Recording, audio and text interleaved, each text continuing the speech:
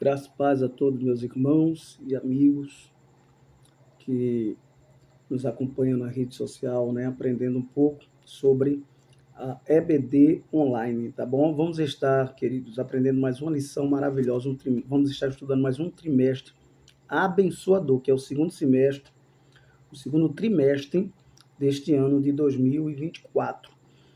Mas antes de tudo, se inscreva lá no nosso canal, dê o seu like, tá bom? pb.samuel Nascimento de Melo, coloque seu comentário, isso aí ajuda muito a gente a incentivar a gente está também, porque vamos estar sabendo que os irmãos estão nos acompanhando, estão aprendendo, estão sendo enriquecidos do conhecimento da palavra de Deus, tá bom?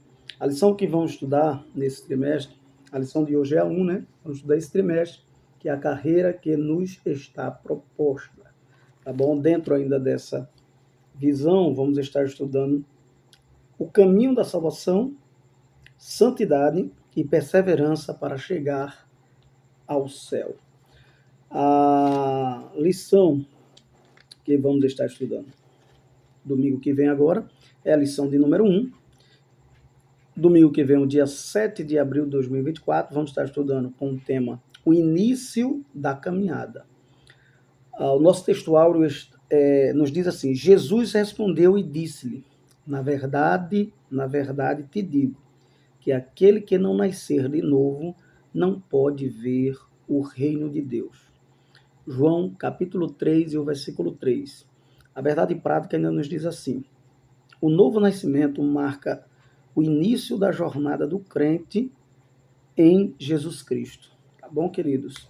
A leitura bíblica em classe. Temos a leitura diária, né? E a leitura bíblica em classe, que vai estar no livro de João, capítulo 3, versículo 1 ao 8, que vai estar falando justamente sobre esse diálogo que Jesus teve, essa evangelização pessoal de Jesus com Nicodemos, tá bom? Os objetivos principais dessa lição é explicar o sentido da caminhada com Cristo. Segundo, ensinar a respeito da doutrina do Novo Nascimento. E terceiro, é enfatizar a importância do Novo Testamento para a formação de quem inicia a caminhada cristã. Queridos, ainda dentro aqui da introdução, eu coloquei aqui, compreendendo o início da nossa caminhada com Cristo, a presença da Santíssima Trindade em nossa trajetória, vamos ver, né? Conceituarmos o novo nascimento e a importância do Novo Testamento no início da nossa jornada de fé, tá certo? O primeiro tópico da nossa lição, ela diz assim, a caminhada com Cristo. Aí o primeiro subtópico nos diz, compreendendo os dois caminhos. Na história humana, temos dois caminhos, o da vida natural e o da vida com Cristo. Então, vamos compreender um pouco sobre esses dois caminhos. Eu coloquei aqui no primeiro, ele vai falar da vida humana. Ela, obviamente, para nós que somos salvos em Cristo Jesus, acreditamos que ela inicia na concepção. Se você abrir a sua Bíblia no livro do Salmo 139, Salmo que vai falar da onisciência, onipresença e onipotência de Deus, mas com mais precisão nesse assunto que estamos tratando aqui, o versículo, a partir do versículo número 13, ele vai dizer aqui, ó, pois possuíste o meu interior, entreteceste-me no ventre de minha mãe. Eu te louvarei porque de um modo terrível e tão maravilhoso fui formado. Maravilhosas são as tuas obras e a minha alma sabe muito bem. Os meus ossos não te foram encobertos, quando no oculto fui formado. Olha aí. E entretecido como nas profundezas da terra. Ele fala do início da vida ali dentro do ventre da mãe, tá bom? Então, como a lição fala da vida humana, e aí onde é que começa a vida? Na concepção. Os 23 cromossomos do pai com 23 cromossomos da mãe se liga e se forma 46 cromossomos, ali começa a primeira célula, depois ela vai se multiplicando, certo? Até chegar à criança, tá bom? Até chegar ao feto, melhor dizendo, para depois vir a continuidade desse crescimento, tá bom? Então, ela tem a possibilidade de ser longa, a vida humana, ou curta, né? Mas não eterna. Ela tem a possibilidade de ser longa, o comentarista ele coloca até aqui, ó, que ela poderá ser longa ou curta, mas não eterna, certo? Por quê? Porque é a vida natural. Depois vamos ver a vida dentro do conceito espiritual, tá? Essa trajetória humana é marcada pelas fases. Aí ele colocou aqui da infância, da adolescência, da juventude, da vida adulta e velhice. Isso dentro do processo natural das coisas, né? Do processo natural da vida, do curso natural da vida. Claro que a gente sabe que há várias questões relativas a esse tempo aí da durabilidade, da duração da vida, tá bom? Eu coloquei aqui algumas questões que também são relativas, porque vai depender do conceito de cada um deles, tá bom? Eu coloquei aqui, ó, ela é marcada pelas fases, ele colocou, né? Da infância, da adolescência, juventude, vida adulta e velhice. Amados, eu coloquei aqui, obviamente que isso aqui é uma estatística que a gente não vai generalizar, mas eu coloquei primeiro, do nascimento aos 12 anos, tá ligado à ideia da infância. Dos 12 anos aos 15 anos, tá ligado à ideia da pré-adolescência. A adolescência, ainda na adolescência, né? Tem a ver com os 15 aos 18 anos. E dos 18 aos 25 é a fase final da adolescência, tá bom? Aos 21 anos de idade, tem a ver com a fase adulta. Já a velhice, dependendo da questão do país sendo desenvolvido a partir dos 60 e não desenvolvido a partir dos 65, tá bom? Então aqui você vai ter uma noção mais ou menos dessa vida, né, natural, desse curso da vida natural e dessa probabilidade da questão das fases, tá bom? Mas eu coloquei aqui também, ó, os dois maiores momentos da jornada, né? O comentarista colocou e eu coloquei aqui com um detalhe que os dois maiores momentos dessa jornada da vida natural, ela se dá no início, que é na concepção, né? Onde há muita festa, muita alegria, né? Tá nascendo uma criança, um bebê, ela se dá ali que é uma das maiores dores, né? Que se tem, é a dor do parto, mas também é uma das maiores alegrias que a mãe tem quando aquela criança ela chora ali e nasce, né? Ali a vida, né? É muito maravilhoso, muito é um dom, é o dom da vida, tá bom? Então, tanto a fase da vida no sentido do nascimento, ela é muito marcante, quanto na morte, ela é muito marcante. Uma das maiores certezas que temos nessa vida é que a pessoa vai morrer, né? Então é muito marcante, muito marcante. Porém, nós cristãos, salvos em Cristo Jesus, acreditamos também na doutrina da ressurreição, que não vamos tocar nesse assunto agora, que é outro tema, tá bom?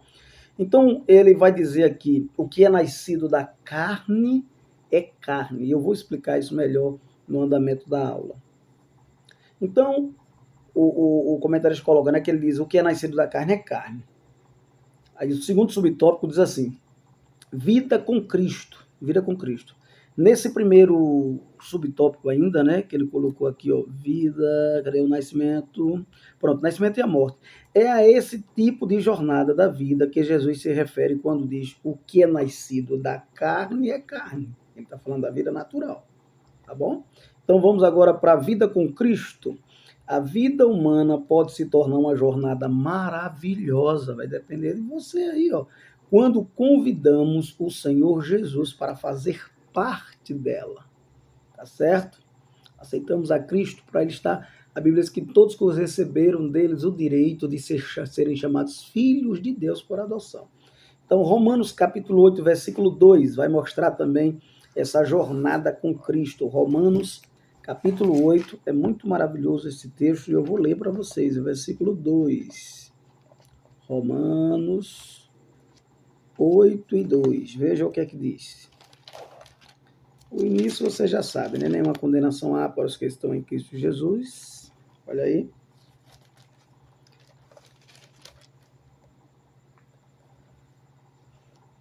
Porque a lei do Espírito de vida em Cristo Jesus me livrou da lei do pecado e da morte, tá bom? Então, a lei de vida em Cristo Jesus me livrou do pecado e da morte. Então, a vida com Cristo Jesus, ela nos livra desse pecado e da morte, porque Cristo venceu por nós na cruz do Calvário.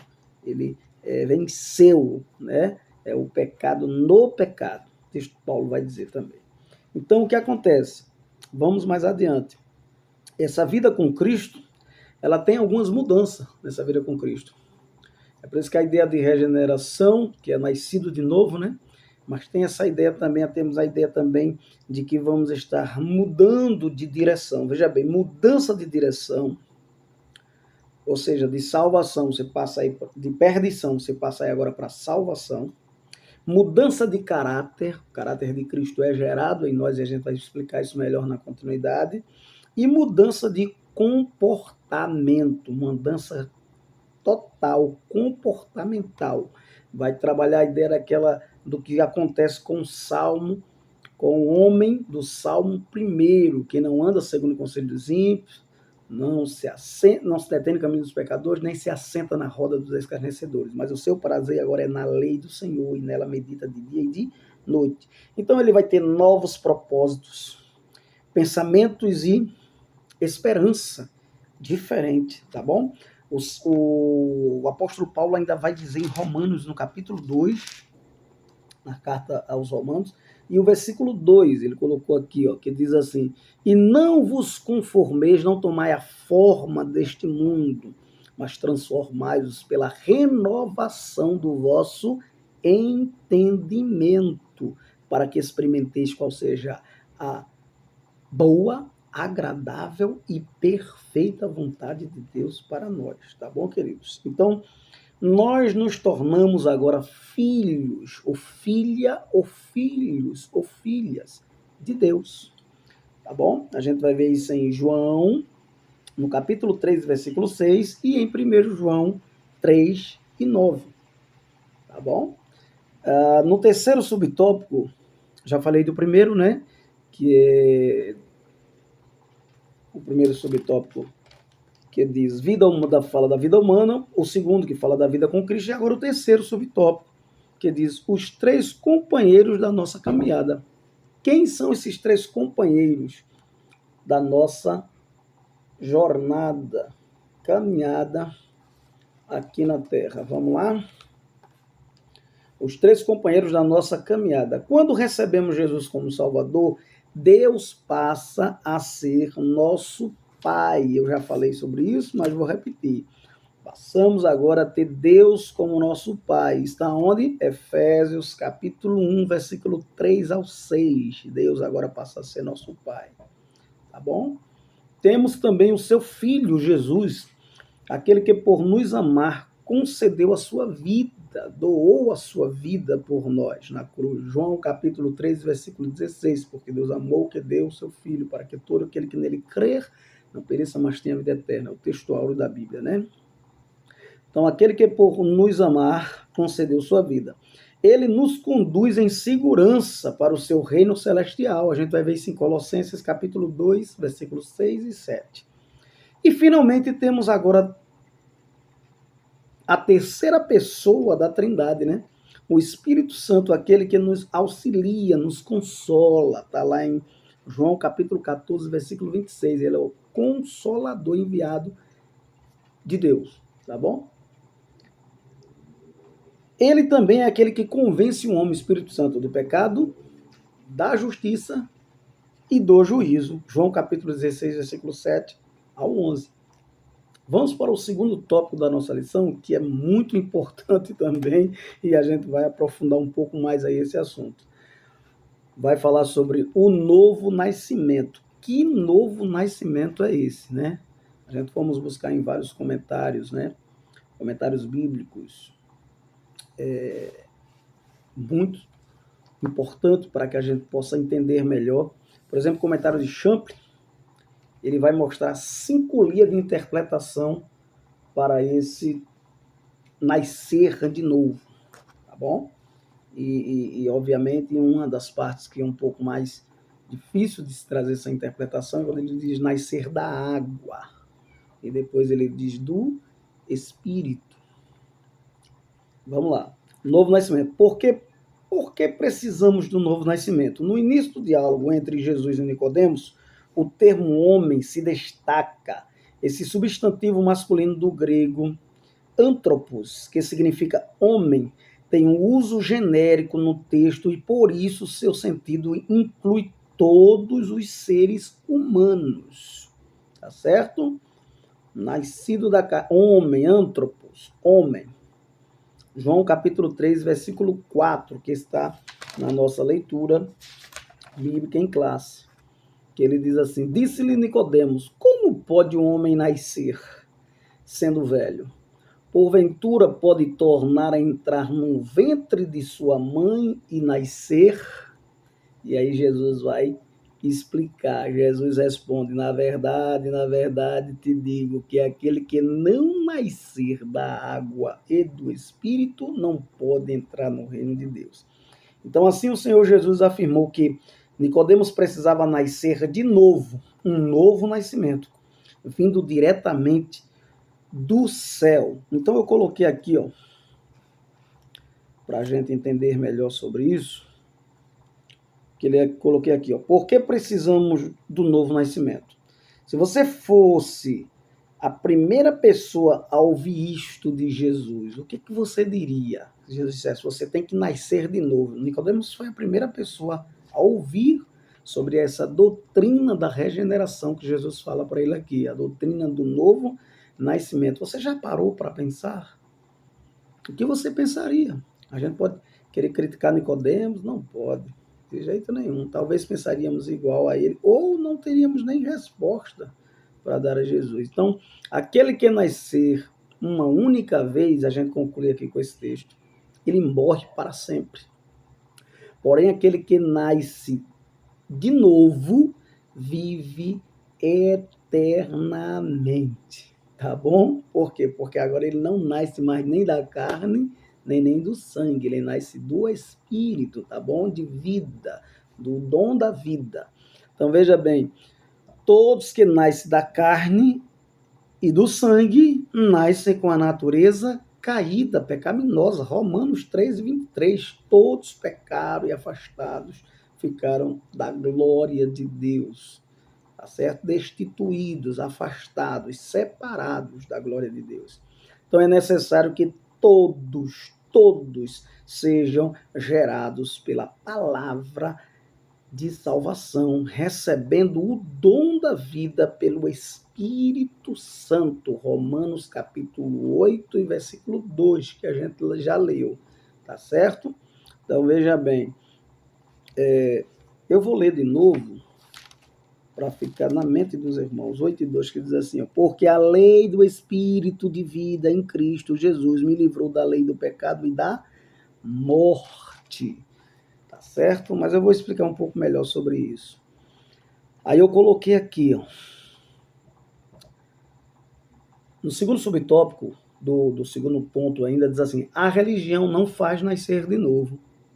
A religião faz nascer de novo? A igreja que você congrega faz nascer de novo? De maneira nenhuma, é óbvio que não. É óbvio que não. A religião não faz nascer de novo. Aí eu coloquei aqui a pergunta, quem era Nicodemos, né? Porque Jesus estava falando com quem? Para quem Jesus falou isso? Para Nicodemos. Quem era Nicodemos? Eu coloquei aqui, tem um livro muito bom que diz quem é quem na Bíblia. É importante, ele tem alguns detalhes riquíssimos sobre isso. Eu acredito que ele está por aqui, está lá em cima ali. Ó. Quem é quem na Bíblia? Muito bom. E temos vários outros que ajudam a gente a entender melhor essa biografia de Nicodemos. Nicodemos era um príncipe dos judeus. Mas Nicodemos, ele também fazia parte de uma seita, né? Provavelmente lá dos fariseus, não é isso? De uma seita religiosa muito conservadora, não é isso? Ele conhecia a Deus segundo a tradição judaica. Ele conhecia a Deus segundo a tradição judaica. Ele também era um dos membros do Sinédrio. É bom a gente lembrar isso. Lembra que Jesus foi condenado lá pelo Sinédrio? O mais alto tribunal eclesiástico e civil de Israel, tá bom?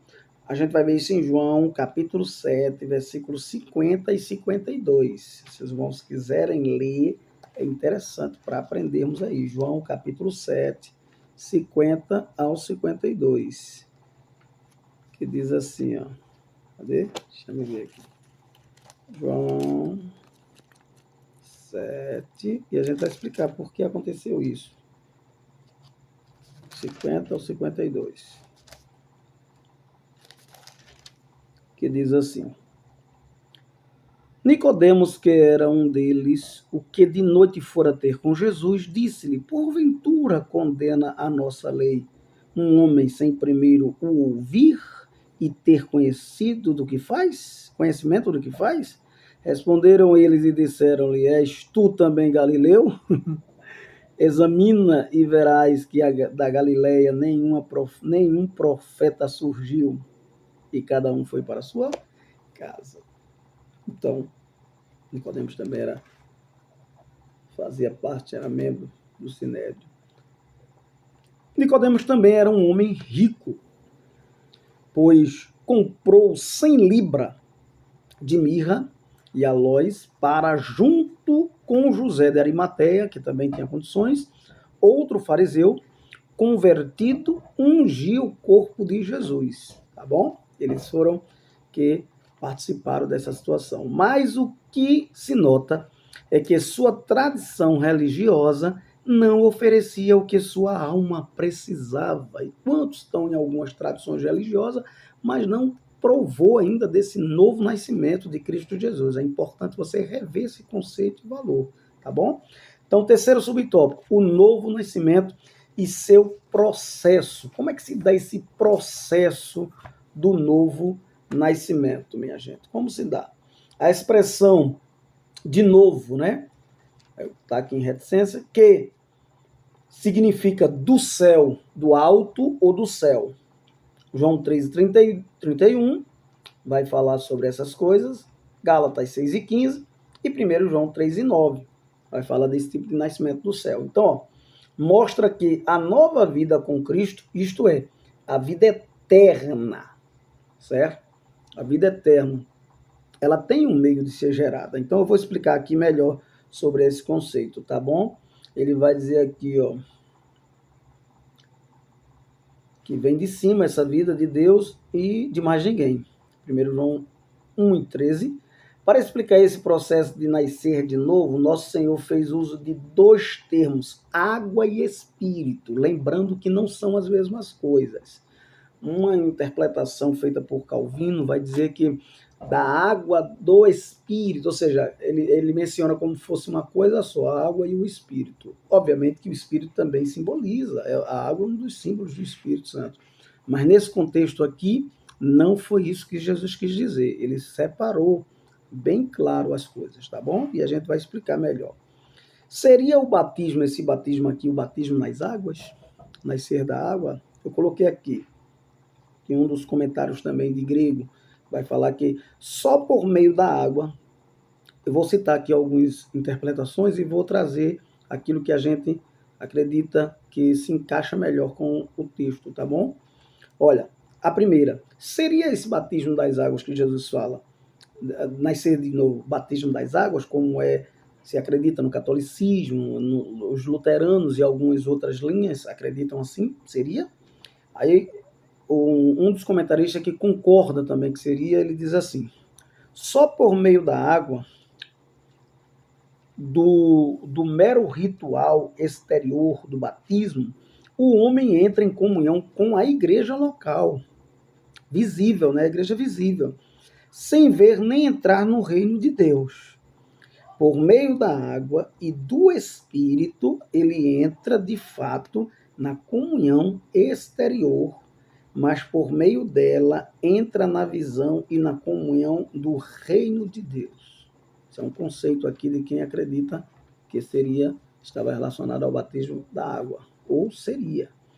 A água do batismo não regenera, porém a água é um símbolo da regeneração, tanto no Antigo Testamento como no Novo Testamento. Isso aqui a gente concorda. Tá? Então, eu coloquei aqui, segundo Champlin e segundo também, tanto Champlin como o comentário Bacon, né, segundo eles, né, com água, de acordo com o contexto de João, pode se referir à antiga lei, simbolicamente, tá bom? Ao seu sentido. A gente vai ver isso em João 1,33, né? Já essa referência já no Novo Testamento. João 4, 7 e 14, a referência de se beber da água que eu der nunca mais terá sede. Capítulo 7, 38 e 39, tá bom? Então, ele vai dizer aqui, é necessário ter em mente que Jesus cumpriu a lei. A gente vai ver isso em Mateus, capítulo 5, versículo 17. Ele cumpriu a lei. Então, alguns acreditam que, como judeu, Nicodemos entendeu que Jesus fez alusão às diversas cerimônias de purificação e dedicação dos judeus, que também eram chamadas de batismo, tá bom? Isso aí está lá em Êxodo, capítulo 29, versículo 4, está em Levítico 14, 8, está em Números 8 e 7, eu não vou ler por causa do tempo, mas você pode ler na sua casa, versículos 19 e 18, Números 8, 7, 19 e 18, Deuteronômio capítulo 21 e versículo 6, e vai também te falar, né, do batismo de todo o corpo, né, Deuteronômio, e das mãos e dos pés. Tem um batismo também que ele se referia só a batizar as mãos e os pés. Então, no Antigo Testamento, quando a água é usada de maneira figurada, isso geralmente se refere à renovação ou purificação espiritual, especialmente quando usada em conjunto com o Espírito. Ele fala da água e Espírito junto. Está em Números 19, 17 e 19, Salmo 51, versículo 9 e 10, cria em mim, ó Deus, o coração puro, renova em mim o espírito reto. Está em Salmos 15, Isaías, capítulo 32, versículo 15, capítulo 44, versículo 3 ao 5, Jeremias 2, e o versículo 13, e Joel 2, 28 e 29, tá? Então, por exemplo, aqui ainda retomando essa questão do segundo Champlin, né, e Bacon.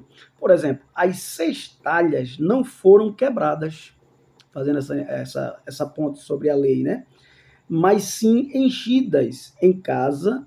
Um deles, a água está inserida aqui, Em cada um deles, melhor dizendo, desculpa, a água está inserida em um contexto que trata-se de uma nova ordem, por exemplo, falando sobre o Espírito, João capítulo 1, 33, falando do vinho novo, João capítulo 2, versículo 10, falando de uma fonte de água que jorra para a vida eterna, João 4, 14, falando da perfeita saúde, João 5 e 9, falando do Espírito também, João 7 e 39. Então, neste exemplo, João 3 e 10, Jesus está falando com o professor de Israel, Nicodemos, era um professor, um mestre também.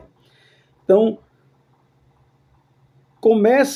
era como se Jesus estivesse dizendo assim a Nicodemos, comece onde estar, mas a realização da vida e a solução do seu problema mais íntimo só virão através de um nascimento de cima, do alto.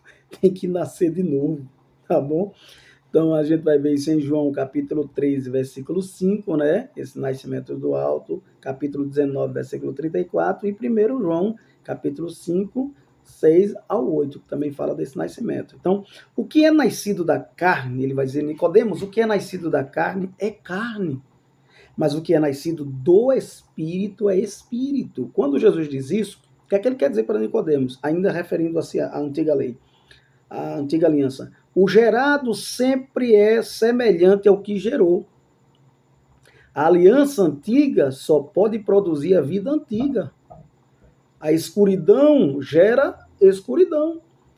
A lei, que é para aqueles que estão sem lei, não pode gerar uma vida boa. Se alguém quer ter vida, a fonte deve ser o Espírito. Uma tradução literal seria: o que é nascido a partir do Espírito é Espírito. Olha aí. Então vamos. Tem outros também estudiosos que ainda defendem a ideia, dentro dessa perspectiva de novo nascimento, nascer da água e do Espírito, a ideia de que a água, neste caso, é uma referência ao batismo e aos seus simbolismos, em sentido muito geral, sem que fiquem especificados o batismo judaico, o batismo de João, de arrependimento, e o batismo cristão. Isso é uma outra linha também de pensamento, tá bom? E não precisamos supor, né? Uma outra linha já vai dizer que não precisamos supor haver qualquer ensino de regeneração no batismo. E a gente acredita sim, que não precisamos supor que haver qualquer ensino de regeneração dentro da questão batismal. Não é aquele sacramento, né, que eles falam que ali salva, não. Apesar disso, expressa certa verdade. Não há razão para supormos que Jesus não se refere a alguma forma de batismo sem água. Escute bem. Como símbolo da operação do Espírito, que vem do alto. Ou seja, o que é que ele está dizendo aqui? É que a regeneração é assim que você aceita Cristo Jesus, você é nascido de novo. Mas essa proclamação, ela é feita através do batismo. Do batismo. Tá certo? Essa proclamação pública daquilo que já aconteceu no íntimo. Certo? Então vamos lá. Aí a gente vai ver isso em Efésios capítulo 4, versículo 5, em 1 Coríntios 12 e 13, que fala dessa regeneração. Tanto em Efésios 4 e 5, um só batismo. Fala do batismo, tanto da fé salvífica como de um só batismo, dentro do batismo do conceito de regeneração. Certo? 1 Coríntios 12 e 13, somos inseridos no corpo de Cristo pelo Espírito Santo a partir da regeneração. O Espírito Santo nos batiza no corpo de Cristo a partir da regeneração. E aí isso é proclamado e mostrado publicamente no batismo em águas. Mas já ocorreu no aceitar, no receber Jesus como único e suficiente Salvador, que é o nascido de novo, tá bom? Então o trecho de Colossenses 2, 5 e 12 vai nos falar algo maravilhoso. Eu quero ler para vocês, para a gente entender, porque eu quero me desdobrar mais nessa parte aqui. Depois a gente termina um pouco mais rápido, tá? Então, olha, em Colossenses,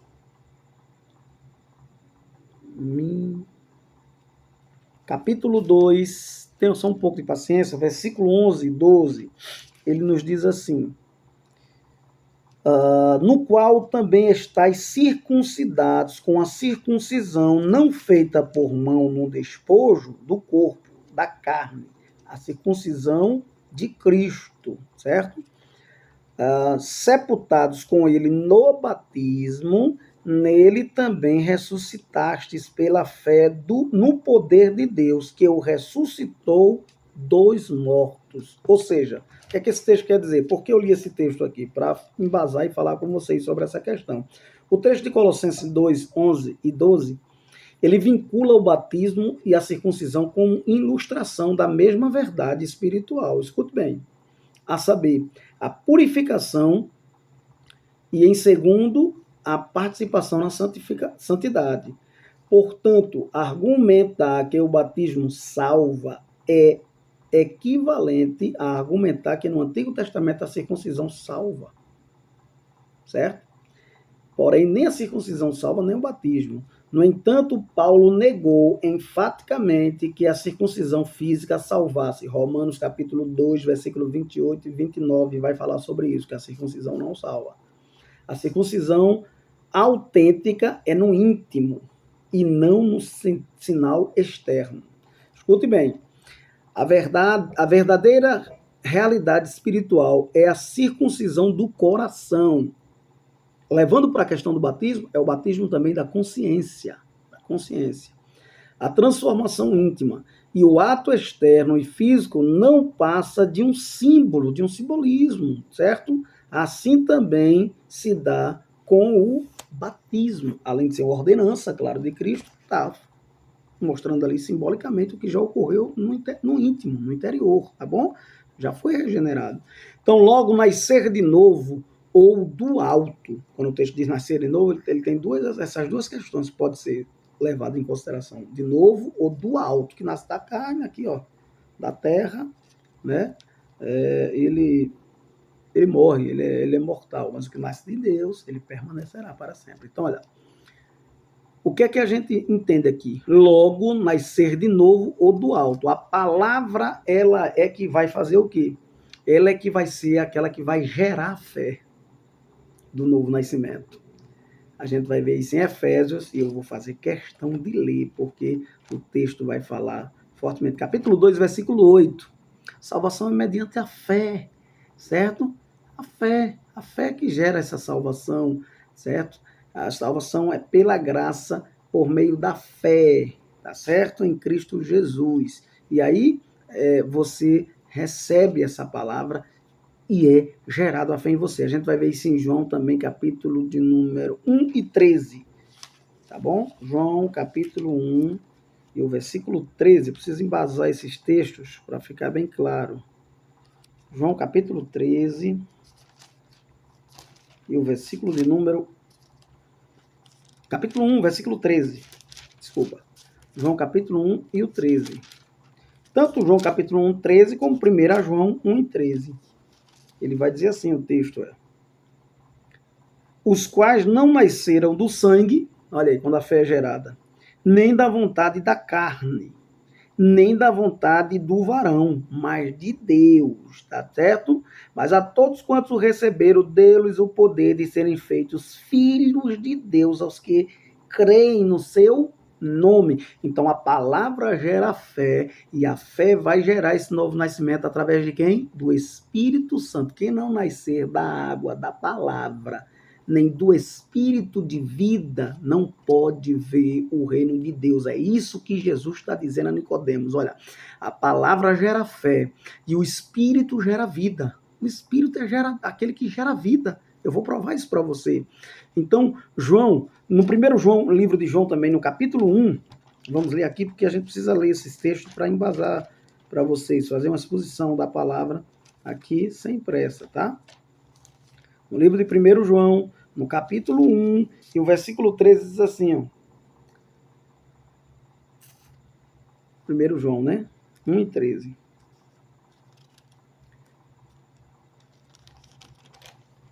Capítulo 1, versículo 13. Diz assim a palavra de Deus. É 1 João, tá certo.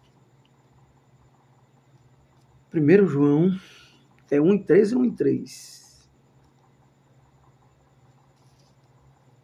1 João, é isso mesmo, meu Deus. Capítulo 1.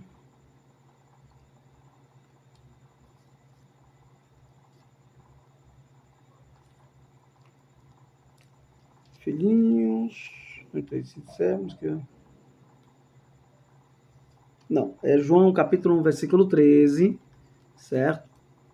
E Efésios capítulo 5, melhor dizendo. Tem João também, capítulo 15, e o versículo de número 1 ao 5. Veja o que é que diz. João capítulo 15, e o verso de 1 ao 5.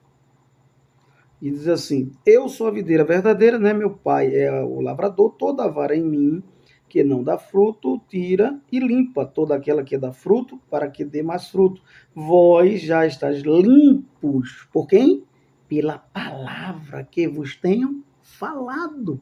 Então, a palavra, certo? Ela lava, ela purifica, certo? E ela gera essa fé em nós.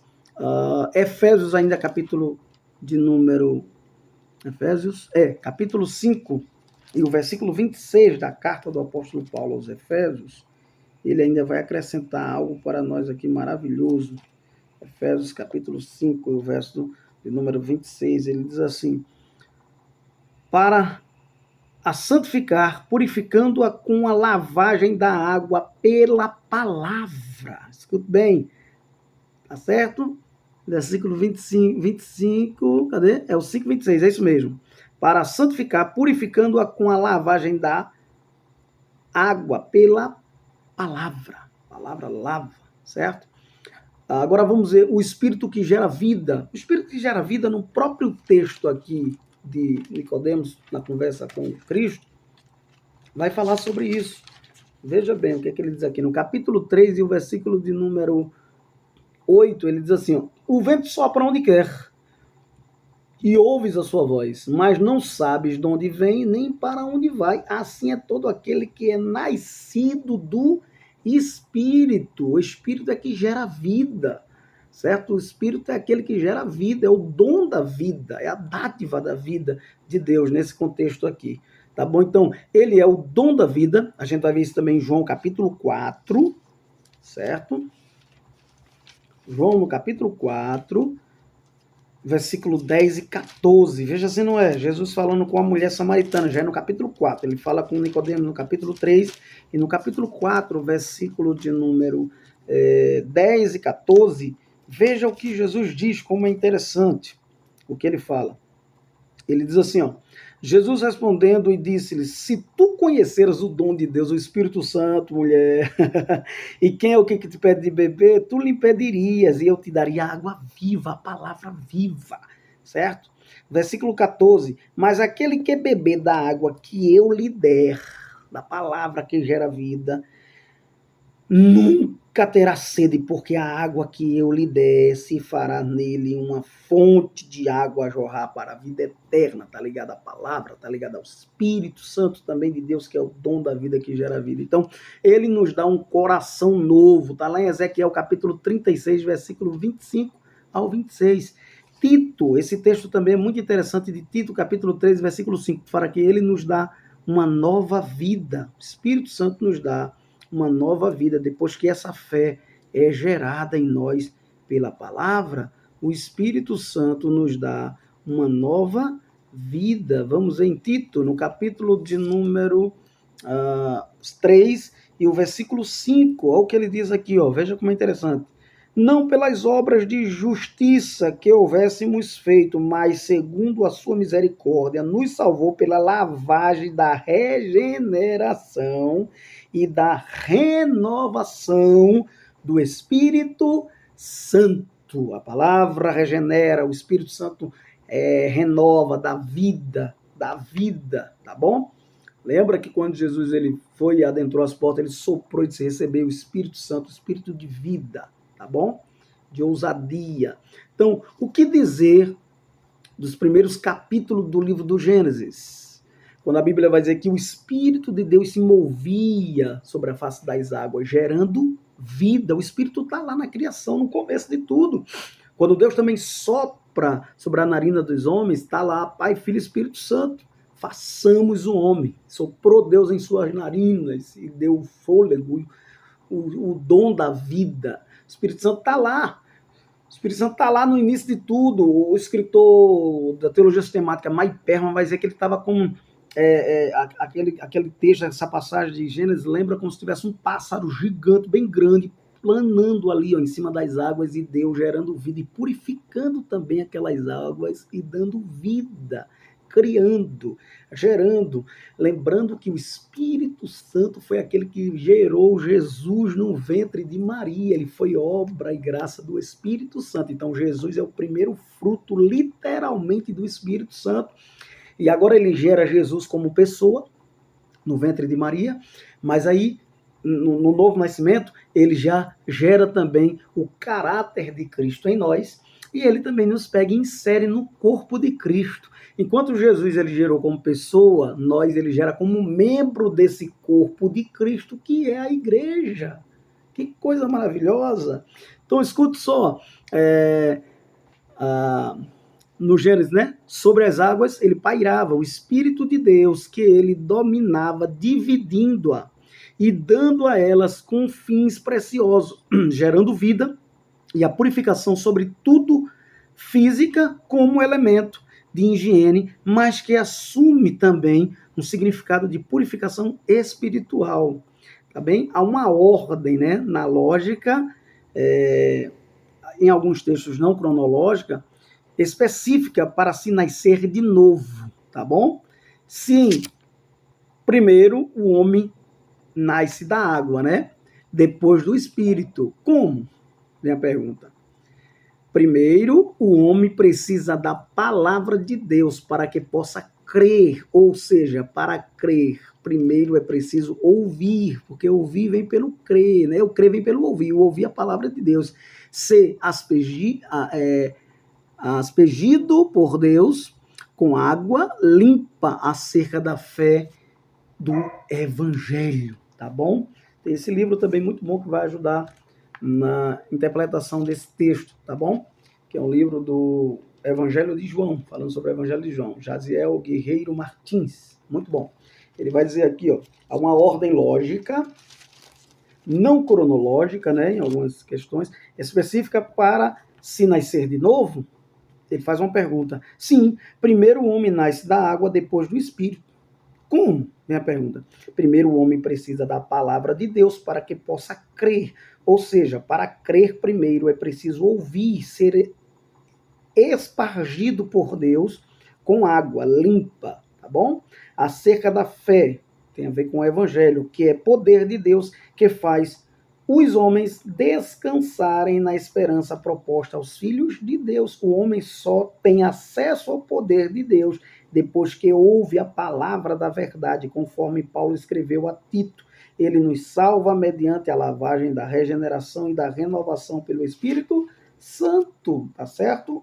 Paulo escreveu a Tito, 3 e 5. Paulo escreve a Tito, demonstra que Deus lava e renova o homem por meio da palavra e do seu espírito, tá bom? Ezequiel falava sobre isso também, no livro de Ezequiel.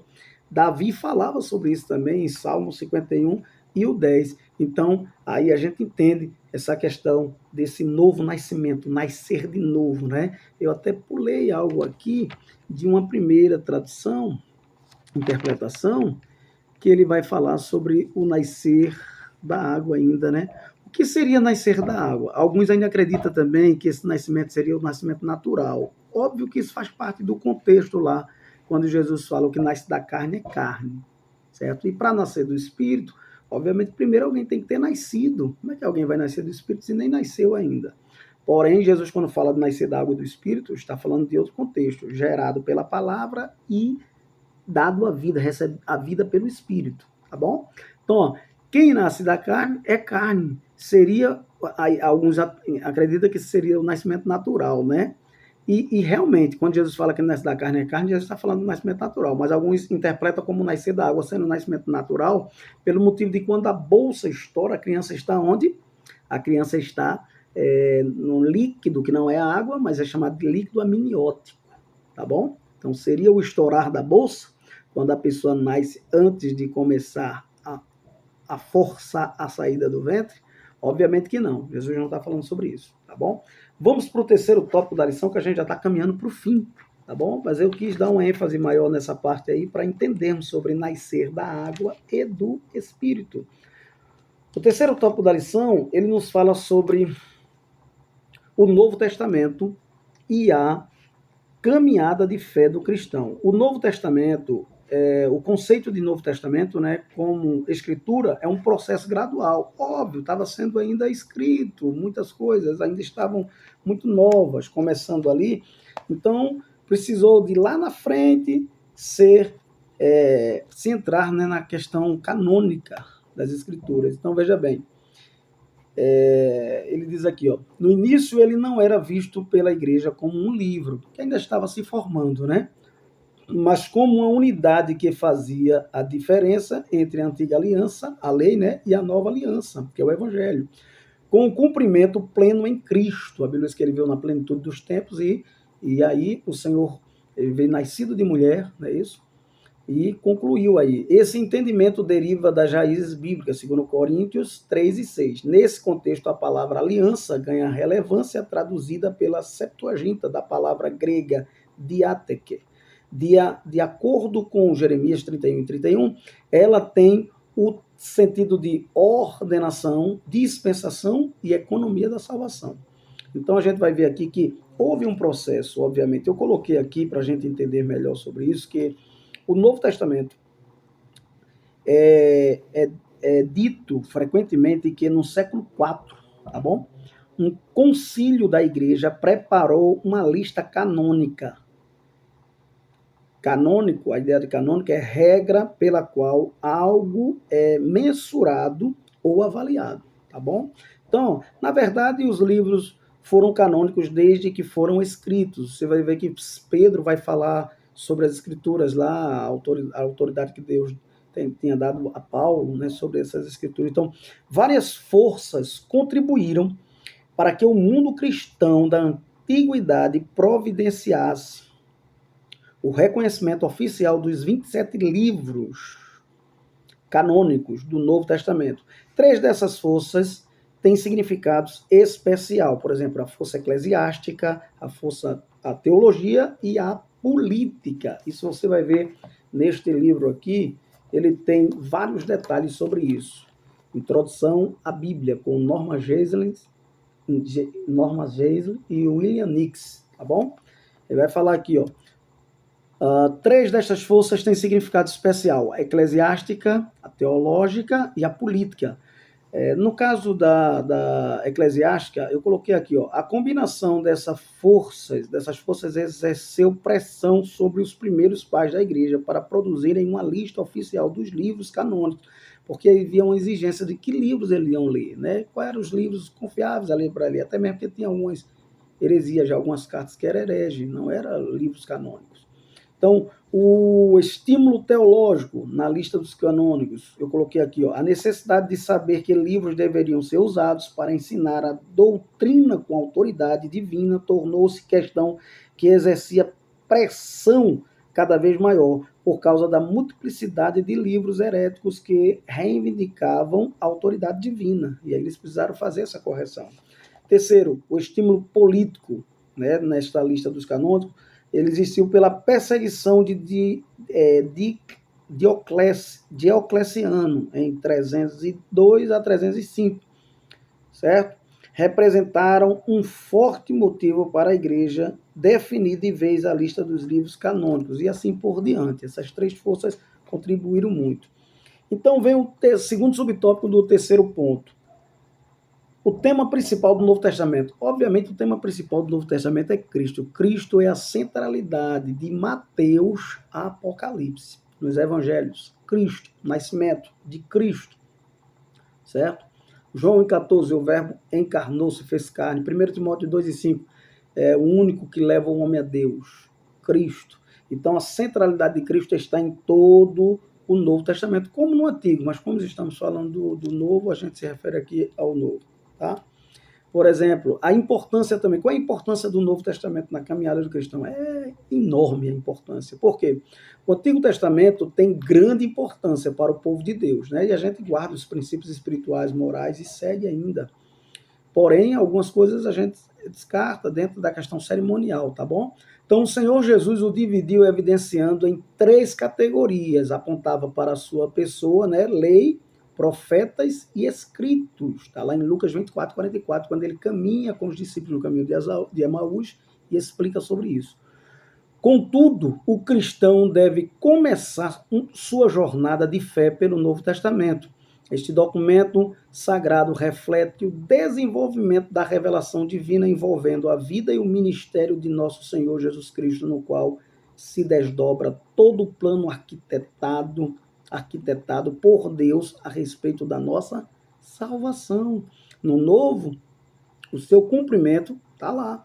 Né? O antigo é a sombra, o novo é a realidade. O antigo eles viviam à luz da lua, no novo ele vive à luz do sol. Tá bom? Então que Deus nos abençoe, que Deus nos ajude. Ele diz ainda aqui no último versículo: nesse testamento temos a consumação do plano do Pai em Jesus para que o ser humano fosse reconciliado com ele e iniciasse uma nova jornada. 2 Coríntios 5:19, eu vou fazer questão de ler, é o último versículo aqui, 2 Coríntios 5:19, para a gente encerrar, tá bom? Diz assim o texto: isto é, Deus estava em Cristo, reconciliando consigo o mundo, não lhes imputando os seus pecados. Cristo venceu lá na cruz o aguilhão do pecado e pôs em nós a palavra da reconciliação. Nessa reconciliação temos paz com Deus por nosso Senhor e Salvador Jesus Cristo. Que Deus os abençoe, vos ajude, os guarde, livre de todo mal. Ele deu uma aula abençoadora. Não se esqueça, inscreva-se no nosso canal, pb.samuel Nascimento de Melo, tá bom? E aí temos a conclusão da lição. Ficou um pouco extensa, não vou ler, vocês leem aí, tá bom? Porém, eu vou orar, encerrando. Pai, queremos te agradecer por essa aula maravilhosa. Continua abençoando a cada aluno em nome de Jesus. Que a graça do nosso Senhor e Salvador Jesus Cristo, o amor de Deus e a comunhão do Espírito Santo seja com todos agora e sempre. Amém. Deus abençoe em Cristo Jesus.